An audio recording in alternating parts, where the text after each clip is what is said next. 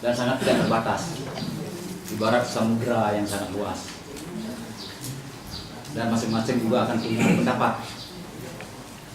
Dan ini tergantung kepada tingkat kesadaran kita masing-masing. Yang sudah jelas kita ini lagi sedang belajar. Saya akan mengambil judul tinjauan nyepi dari perspektif Tri Hita Karana.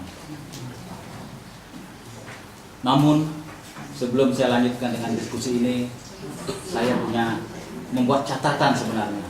Kebetulan saya pernah membaca Dewan Gita. Saya ambil poin-poin pentingnya untuk memudahkan kami untuk belajar tiap hari. Jadi kalau tidak sempat baca Dewan Gitanya, ya kita ambil itu saja. Ya, siapa tahu berguna bagi bapak-bapak. Pada kelemahan dan kesedihan, karena tidak ada gunanya. Orang bijaksana tak pernah bersedih hati, baik untuk yang mati maupun yang hidup. Atma meninggalkan yang lama, badan yang lama, dan masuk ke badan yang baru. Semua yang lahir akan mati, dan semua yang mati akan lahir kembali. Atma yang kekal tidak pernah lahir dan tidak pernah mati. Senjata tidak dapat melukainya, api tidak dapat membakarnya. Atma adalah kekal abadi. Akulah Atma yang bersemayam dalam hati setiap makhluk. Hakikatku adalah Brahman. Atman, Brahman, Akyam. Akulah awal, tengah, dan akhir. Segala sesuatu berasal dariku dan kembali kepadaku. Jalan apa yang ditempuh manusia, itu adalah jalan menujuku. Jalan manapun ditempuh, mereka akan sampai kepadaku. Aku menjelma dari waktu ke waktu. Bila kebiasaan merosot dan kejahatan merajalela, maka aku akan menjelma untuk mempertahankan kebajikan dan menghancurkan kebatilan. Karena aku terselubung oleh kemampuan mayaku yang gaib, maka dunia tak mengenalku. Walaupun mereka tak mengenalku, tapi aku mengenal dan mengetahui mereka semua. Apa yang lalu, apa yang sekarang, dan apa yang akan datang, aku mengetahuinya. Jadilah seorang yogi untuk mengetahui kenyataanku. Pasrahkan dirimu sepenuhnya kepadaku. Pusatkan pikiranmu dengan mantap kepadaku yang ada di dalam hatimu. Berbaktilah, bersujudlah kepadaku. Pujalah aku selalu yang ada dalam dirimu, maka engkau akan segera menyatu denganku. Siapa saja yang bekerja untukku dan menjadikan aku sebagai tujuannya, siapa saja yang berbakti kepadaku dan dia tidak terikat, tidak punya rasa benci terhadap makhluk apapun juga, maka mereka akan segera mencapaiku. Mereka yang selalu menempatkan aku dalam hatinya dan selalu mengabdi kepadaku dengan penuh kecintaan, maka akan kutanggung beban dan kuberi apa yang mereka butuhkan. Dengan sinar pengetahuan, kulenyapkan kegelapan serta kebodohan yang menghalangi pandangan. Pengetahuan utama adalah pengetahuan tentang diri sejati, Sang Yang Atma.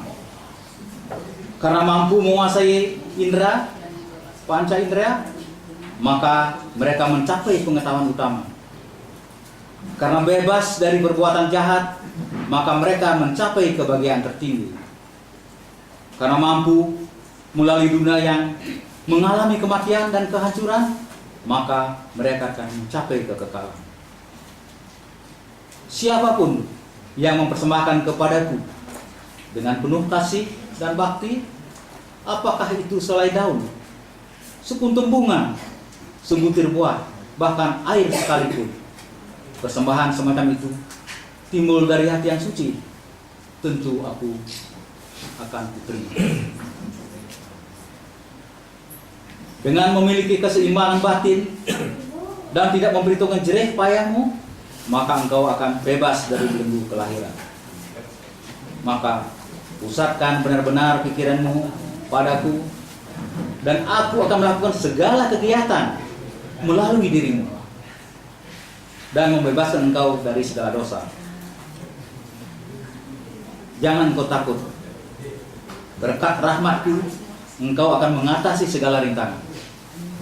Namun, bila karena keangkuhanmu engkau tidak mendengarkanku, engkau pasti binasa. Apapun yang kau kerjakan, apapun yang kau makan, korbankan, sedekahkan, dan olah apapun yang kau lakukan, persembahkanlah itu semuanya padaku, maka engkau akan terbebas dari akibat segala perbuatanmu, dan segera batinmu akan tenang serta diberkati dengan penyangkalan diri.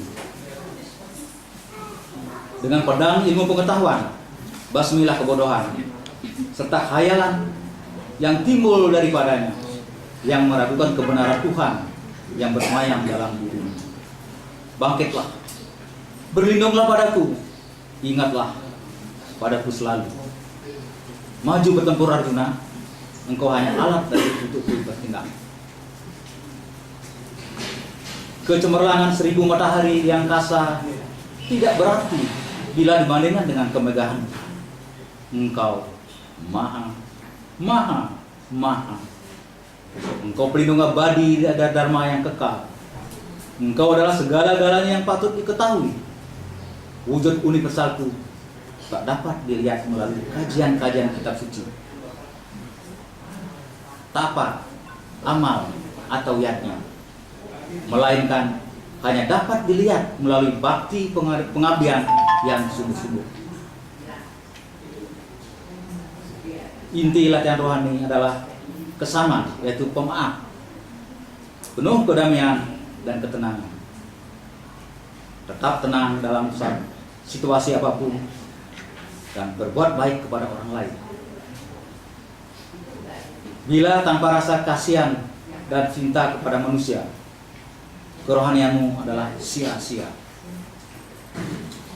Kesadaran atma mencapai keabadian,